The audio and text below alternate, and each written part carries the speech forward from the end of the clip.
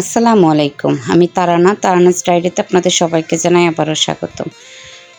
জামরুল গাছের ফুল পড়ে একদম বিছানার মতো হয়ে গিয়েছে নিচটা। এতগুলো ফুল পড়েছে। গতকালকে অনেক বাতাস দিয়েছিল, কিন্তু ঝড় বৃষ্টি তেমন কিছু হয়নি। মনে হয়েছিল অনেক ঝড় হবে, কিন্তু এরকম কিছু হয়নি। সকালবেলা আমি সকালবেলা হাঁটতে গিয়ে দেখি গাছের নিচে এরকম অবস্থা। তো আমার মেয়ে অনেকগুলো ফুল একসাথে নিয়ে আসছে, ও এগুলা দিয়ে রান্নাবান্না খেলবে। এইটা হচ্ছে জামরুল গাছ, মাশাআল্লাহ অনেক জামরুলই আসছে। তো দেশ ও দেশের বাইরে থেকে যারা আমার ভিডিওগুলো দেখছেন, প্লিজ আমার ভিডিওতে একটি লাইক দিয়ে দেন, এবং যারা সাবস্ক্রাইব করেনি ভিডিওতে সাবস্ক্রাইব করে পাশে থাকা বেল বাটনটি অন করে দেবেন। তো এইটা হচ্ছে বিকেলবেলার দৃশ্য। আমি আর আজকে সকালবেলা রান্না করিনি। গতকালকের যে রান্নাটা ছিল সেই রান্না দিয়েই চালিয়ে দিয়েছিলাম। তো বিকেলবেলা এদিকে আইজার বাবা গিয়ে ডাঁটা শাক নিয়ে আসছিল, আর আইজাও পরীক্ষা থেকে চলে আসছে।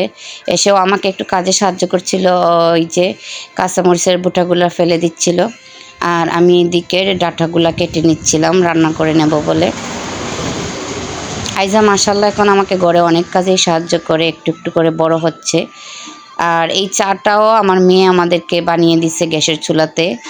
যদিও চাটা ঢেলে দিছে ওর বাবা, কিন্তু সব কিছু প্রসেস করছে ও। আমাকে জিজ্ঞেস করে করে কতটুকু চাপাতে দেবে, কতটুকু পানি দেবে।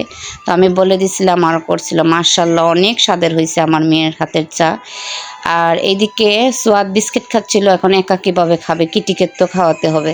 তো কিটির জন্য নিয়ে যাচ্ছে বারবার, আর কিটিকে একটু একটু করে খাবার দিচ্ছিল। কিটি খাচ্ছে না, কিটি বিস্কিট খায় না। আবার মনটাও খারাপ হয়ে গেছে, কেন কিটি খাচ্ছে না। আর এইদিকে আমি ডাঁটার শাকটা পাঙ্গাস মাছ দিয়ে রান্না করেছি। আমি দেখেছি ডাঁটাগুলা দিয়ে তেলযুক্ত কোনো মাছ দিয়ে রান্না করলে, যেমন তেলাপিয়া, পাঙ্গাস, খুব স্বাদের হয় এই তরকারিটা। তো এইদিকে আমার রান্না করা শেষ। পাঙ্গাস মাছগুলো আমি ভেজে আগে রেখে দিয়েছিলাম, তো এইদিকে আমি এগুলো আবার দিয়ে দিলাম। কারেন্টের যে অবস্থা, আসলে একদিন ভিডিও করলে মনে হয় ভিডিও দিতে দিতেই 10টা-11টা বাজে রাত্রে। বিশেষ করে আমাদের এলাকায় প্রচুর কারেন্ট যায়। সবাইকে জিজ্ঞেস করেছিলাম, ওদের থেকে আমাদের তুলনা একটু বেশি মনে হচ্ছে কারেন্টটা যাচ্ছে। আল্লাহর রহমতে এই কারেন্টের যন্ত্রণা যে কখন শেষ হবে আল্লাহই জানে। এই গরমের মধ্যে আমার ছেলেটা আজকে আরও বেশি অসুস্থ হয়ে গিয়েছে। ওর জ্বর প্রায় 103 ডিগ্রির মতো কালকে রাত্রে। আর ঠান্ডা তো লেগেই আছে ওর। ও গরম একদমই সহ্য করতে পারছে না। তো এইদিকে আমি পাতাগুলো আর ফেলে দিইনি। পাতাতে অনেক মজার একটা শাক হয় ডাঁটার পাতা দিয়ে, সেই শাকটাও আমি রান্না করে ফেললাম। রান্না শেষ করে আমি বাইরেই সব কিছু রেখে চলে গেছিলাম আমার সেই নাগামরিচ গাছগুলো ঠিক করতে। গত বছর যে নাগামরিচ গাছগুলো লাগিয়েছিলাম, অনেক নাগামরিচ আসছিল। তো এইবার দেখলাম যে সবগুলা গাছ মরে গেছে। আমি চাইছিলাম যে তুলে ফেলে দিতে, তো আইজার বাবা না বলেছিল যে না, তুললো না। দেখো বৃষ্টি বাদল দিলে হয়তো সব কিছু আবার ঠিক হয়ে যাবে। আলহামদুলিল্লাহ, আল্লাহর অশেষ রহমতে আমার গাছগুলো আবারও ঠিক হয়ে গিয়েছে। অনেকগুলো কুড়ি দিছে, এবং নতুন করে আবার ফুলও ফুটে গেছে। তো আমি যে কাজটা করছিলাম সেটা হলো, মরা যে ডালগুলো আছে সেগুলো ফেলে দিলাম। আর আইজার বাবা নিচটা কুড়ে কুড়ে দিচ্ছিল, যে গোবরগুলা দেওয়ার জন্য শুকনা কিছু গোবর আছে সেইগুলা। তো এগুলার ভিডিও করতে পারিনি। এদিকে একটা কাণ্ড ঘটে গেছে।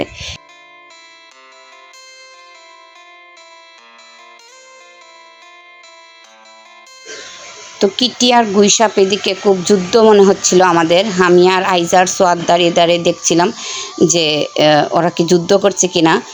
আমি দেখি যুদ্ধ করে না, ওরা তো দুজন বন্ধুত্ব করে নিয়েছে। গুইসাপের একদম কাছে গিয়ে আবার কিটি চলে আসছে। এটা তো হচ্ছে বিকেলবেলার দৃশ্য। আবার আর 2 দিন আগে আমি দেখি কিটি গুইসাপ একসাথে, মানে পায়ে পায়ে আমার কাছে মনে হচ্ছিল 2 হাত ব্যবধান রেখে ওরা হাঁটছে লটকন গাছের নিচ দিয়ে। আমি আইজার বাবাকে ডেকে বললাম, কি গো, কিটি তো দেখি গুইসাপের সাথে যুদ্ধ করার বদলে বন্ধুত্ব করে ফেলেছে। অনেকক্ষণ ওরা দুজন এই জায়গায় ছিল। কিটি একদম গর্তের সামনে পর্যন্ত গিয়ে আসছে গুইসাপের, কিন্তু গুইসাপ একদম আমাদের উঠানেও চলে আসে। কয়েকদিন আমরা এইভাবে পাইছি। আর সাপের কথা কি বলবো, যেমন গরম পড়ার পর থেকে আমরা আতঙ্কিত। বাচ্চাদের তো আমি বিলকুল উঠানে যেতে দেই না, আমি ঘরের মধ্যেই রাখি। কত কিছু দিয়ে রাখছি ঘরের মধ্যে। তারপরেও গতকালকেও কিটি আরেকটা সাপ ধরছে। সেইটা আবার নর্মাল কোনো সাপ না, আমার কাছে একদম কালারফুল একটা সাপ। আর পাতার সাথে যদি বসে থাকে আপনি জীবনে ধরতে পারবেন না যে এটা সাপ না পাতা। আল্লাহ আমাদের ইনশাআল্লাহ নতুন আরেকটা ভিডিও দেখার মধ্যে আসলে আল্লাহ হাফেজ, আসসালামু আলাইকুম।